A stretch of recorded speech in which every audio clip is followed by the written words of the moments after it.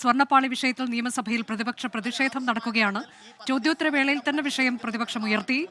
സഭാ നടപടികളിലേക്കാണ് തത്സമയം. സ്റ്റാർട്ടപ്പുകളുടെ പദ്ധതി ഇപ്പോൾ CMUDP പദ്ധതി 2 കോടിയാണ്. അത് വർദ്ധിപ്പിക്കുന്നതിനെ പറ്റി ഗവൺമെന്റ് ആലോചിക്കുന്നുണ്ട്. അതുപോലെ തന്നെ ഗ്യാരണ്ടി വേറെ ഷുവർട്ടീസ് ഇല്ലാതെ 10 കോടി രൂപ വരെ ഉൽപ്പന്നങ്ങൾ അടിസ്ഥാനത്തിൽ കൊടുക്കുന്ന ഒരു വലിയ പദ്ധതിയുണ്ട്. 10 കോടി രൂപ വരെ പലിശ കുറവാണ്. അതിന് 9% CMUDP 5%.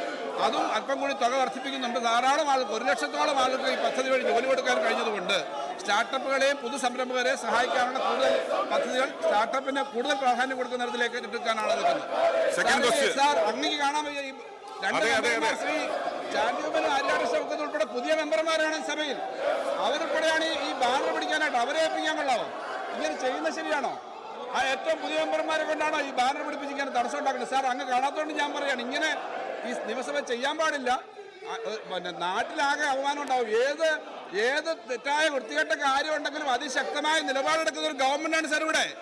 ഒരു കള്ളന്മാരെയും സംരക്ഷിക്കാൻ സമ്മതിക്കില്ല. എന്തെങ്കിലും കുഴപ്പമുണ്ടെങ്കിൽ നടപടിയെടുക്കുന്നതാണ്. അതുകൊണ്ട് ഇതെല്ലാം മറച്ചു വെക്കാനും ചർച്ച ഒഴിവാക്കാനുമാണ് സാർ ചെയ്യുന്നത്. പുകവറ ഉണ്ടാക്കാൻ വേണ്ടിയിട്ടാണ്.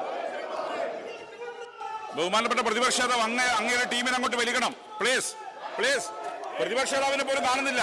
അങ്ങോട്ട് ബാനർ താത്താൻ പറ. പ്ലീസ് ബാനർ അങ്ങോട്ട് താത്താൻ പറ. Yes please please. അംഗങ്ങളൊന്നും അവിടെ ഇരിക്കണം. കേരളത്തിലെ ഏറ്റവും ഗൗരവമുള്ള വിഷയങ്ങളാണ് സഭ ചർച്ച ചെയ്യുന്നത്. ആ ചോദ്യോത്തര വേള പോലും തടസ്സപ്പെടുന്നത് ശരിയായ രീതിയല്ല. ഇതൊരു മാന്യമായ രീതിയല്ല. ബഹുമാനപ്പെട്ട അംഗങ്ങൾ ഒരിക്കൽ കൂടി അഭ്യർത്ഥിക്കുകയാണ്. അപ്പോൾ സഭ ചോദ്യോത്തരവേള അനുവദിക്കണം പ്ലീസ്. ഇതൊരു അനാദരവാണ്. കേരളത്തിലെ ജനങ്ങളുള്ള അനാദരവാണ്. ശ്രീ പി കെ ബഷീർ ഒന്ന് പറ. അങ്ങ് സീനിയർ അംഗല്ലേ, ഒന്ന് പറ. അങ്ങ് അവിടെ സീനിയർ അംഗല്ലേ? യെസ്. ചോദ്യോത്തര വേള തടസ്സപ്പെടുന്ന രീതി സഭാ നടപടികളുള്ള അനാദരവാണ്. അംഗങ്ങൾ സഹകരിക്കണം അഭ്യർത്ഥിക്കുകയാണ്. യെസ്. ചോദ്യോത്തര വേളയുടെ അവശേഷിക്കുന്ന ഭാഗം റദ്ദ് ചെയ്യുന്നു. സഭാ നടപടികൾ അല്പസമയത്തേക്ക് നിർത്തിവെക്കുന്നു.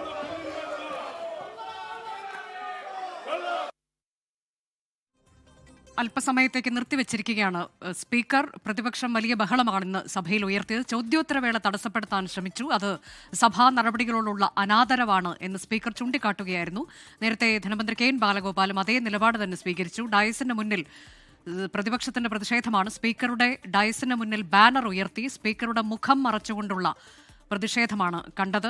സ്വർണ്ണപ്പാളി വിവാദം അത് സഭയിൽ ഉന്നയിക്കാൻ അനുവദിക്കണം എന്നുള്ളതായിരുന്നു ആവശ്യം. ചോദ്യോത്തര വേളയിൽ തന്നെ ഈ വിഷയം ഉന്നയിക്കാൻ അനുവദിക്കണം എന്നുള്ളതായിരുന്നു പ്രതിപക്ഷത്തിന്റെ ആവശ്യം. പക്ഷേ അത് അനുവദിക്കാൻ കഴിയില്ല, ചോദ്യോത്തര വേള തടസ്സപ്പെടുത്താൻ കഴിയില്ല എന്നുള്ളതായിരുന്നു സ്പീക്കറുടെ നിലപാട്. തൽക്കാലത്തേക്ക് സഭാ നടപടികൾ നിർത്തിവെച്ചിരിക്കുകയാണ്. വലിയ പ്രതിപക്ഷ പ്രതിഷേധമാണിന്ന് സഭാ നടപടികൾ തുടങ്ങിയ സമയത്ത് തന്നെ പ്രതിപക്ഷത്തിന്റെ ഭാഗത്തു നിന്ന് ഉണ്ടായത്. നേരത്തെ ഈ വിഷയം ചോദ്യോത്തരവേളയിൽ ഉന്നയിക്കാൻ പ്രതിപക്ഷത്തിന്റെ ഭാഗത്ത് UDF തീരുമാനം കൈക്കൊണ്ടിരുന്നു. ആ തരത്തിലേക്ക് തന്നെയാണ് ഇന്നിപ്പോൾ പ്രതിപക്ഷ നേതാവും ഈ വിഷയം ഉന്നയിച്ചു. ഇത് ഉന്നയിക്കാൻ തങ്ങൾക്ക് അവസരം ലഭിക്കുന്നില്ല എന്നൊക്കെയുള്ള കാര്യങ്ങൾ പ്രതിപക്ഷ നേതാവ് സഭയിൽ ചൂണ്ടിക്കാട്ടുകയും ചെയ്തു.